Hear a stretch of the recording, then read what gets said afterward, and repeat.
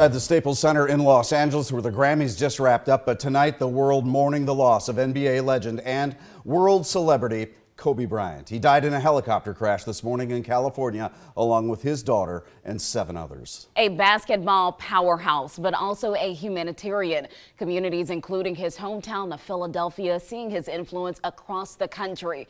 Tonight, we remember the household name of Kobe Bryant. Thanks so much for joining us. I'm Andrea Finney. And I'm Rob Hanrahan. Details about the crash are still rolling in. A team of investigators currently at the site. Chris Martinez has the latest from Calabas, California. 2 Echo X-ray, you're still too low level for flight following at this time. Dispatch audio captures the moments before the helicopter crash that killed basketball legend Kobe Bryant, his 13-year-old daughter Gianna, and 7 others. There were no survivors. We have a manifest that indicates that there was 9 people on board the aircraft, the pilot plus 8 individuals. The helicopter went down in foggy conditions on a steep hillside Sunday morning in Calabasas, California, about 30 miles northwest of Los Angeles. Also killed in the crash, Orange Coast College's head baseball coach, his wife, and their daughter, Alyssa. The pilot had asked for special permission to fly the helicopter despite the fog that reduced visibility. Audio from air traffic control indicates the conditions were getting worse. In Los Angeles, thousands gathered outside the Staples Center, where Kobe spent his entire NBA career playing for the Lakers. Kobe Bryant! Many chanted his name, some fought back tears. Fans left flowers, candles, and balloons. Kobe's friends and colleagues also expressed shock and disbelief. Close friend Shaq tweeted in part, "Kobe was so much more than an athlete. He was a family man. That was what we had most in common. I would hug his children like they were my own." Former President Barack Obama tweeted Kobe was a legend on the court and just getting started in what would have been just as meaningful a second act. To lose Gianna is even more heartbreaking to us as parents. Bryant retired in 2016 as the 3rd leading scorer in NBA history, a milestone LeBron James surpassed on Saturday night. Chris Martinez, CBS News, Calabasas, California.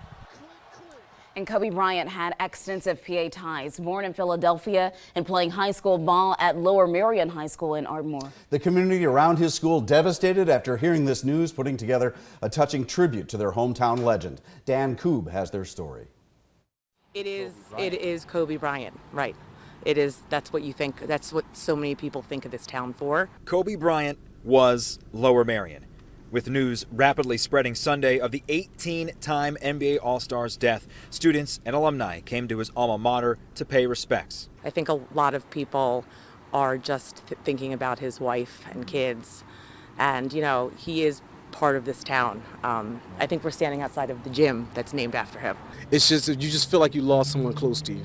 Romere Brown brought purple and gold flowers to commemorate a career that saw 5 NBA titles as a Los Angeles Laker. A sense of disbelief where it's hard for anyone to comprehend that it happened and the way that it happened. The school district's Amy Buckman read a statement which included a devastated message from Kobe's high school basketball coach, Greg Downer, who still teaches at the school 25 years after Kobe led Lower Merion to a Pennsylvania state championship in 1996. Aces Nation has lost its heartbeat. We will concentrate on supporting those in our community, including Coach Downer and English teacher Gene Mastriano, who Mr. Bryant credited for sparking his love of writing. As Bryant's death was confirmed, Lower Merion was hosting intramural basketball games inside its gym. On the court at the time, none other than the Lakers. But it's just really sad stuff. You just hear the emotion in the voices there. Absolutely. Earlier when we all found out, we were in shock.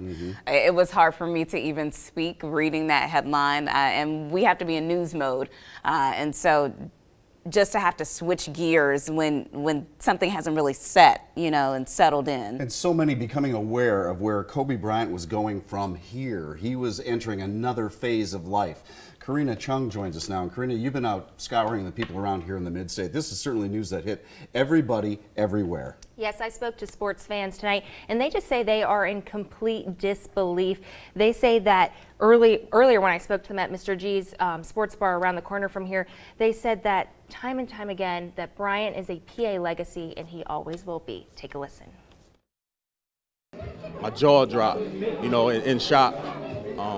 It was just tragic, but my first reaction, I would say, is I didn't think about basketball. I thought about him as a man and him as a father. He was just a staple in our lives. Everybody pretty much that's in this generation now coming up and want to aspire to be in the NBA, everybody looks up to Kobe. Again, another soccer guy. So even though he made his living playing basketball, he always gives soccer a shout out. So he's good in our hearts. He's going to be in the Hall of Fame this year. He's going to be first ballot Hall of Famer, and unbelievable to see that he passed away. It's just so sad and tragic.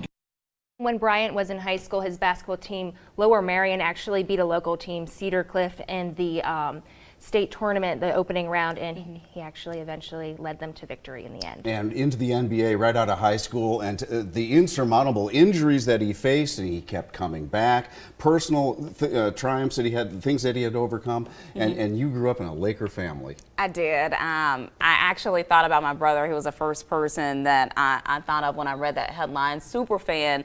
I texted him and I just said, brother, are you okay? And he just said, sis. And that was it. Because, this is a man who touched so many people, so many lives. And even though you didn't know him personally, you still felt his spirit of excellence. You still felt him, as such a positive person, an uplifting person, again, persevering through all those injuries and just being a force on the court. Better than he was the season before. Karina Chung, thank you for going out and talking to those folks. I tell you what, the time now is to celebrate an amazing life. This will continue to be a developing story throughout the week. We'll have updates on our website at CBS21.com. Kobe Bryant, dead in a helicopter crash, along with his daughter and 7 others. He was only 41 years old. Pennsylvania has the largest number of individuals in the nation who were juveniles at the time they committed crimes that later resulted in life sentences. They are known as juvenile lifers. We followed cases like Tabitha Buck, who was released just over a month ago.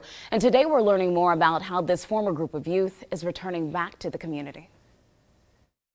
I was tore up from the floor up, I was just, how, why? Those questions mentally haunted Christopher Nolan.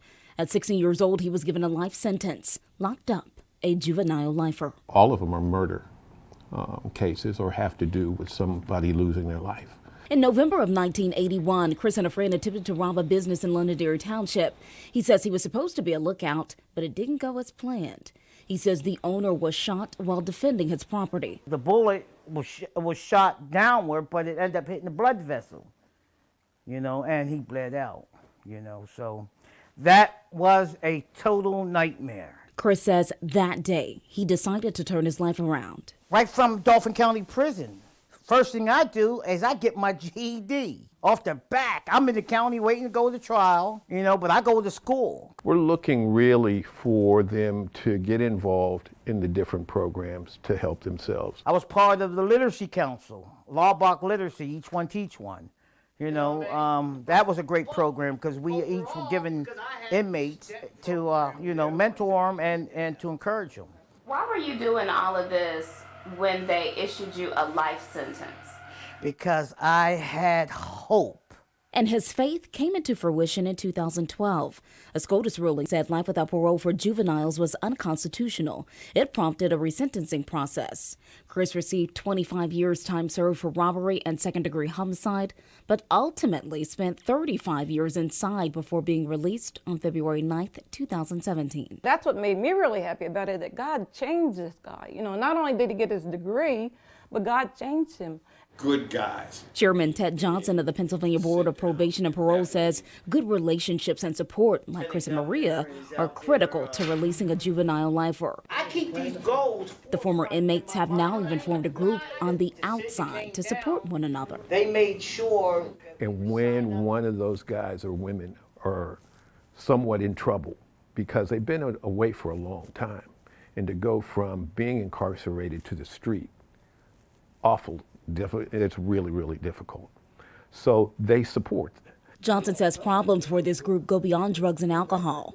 One hurdle, adjusting to technological advancements after decades in prison.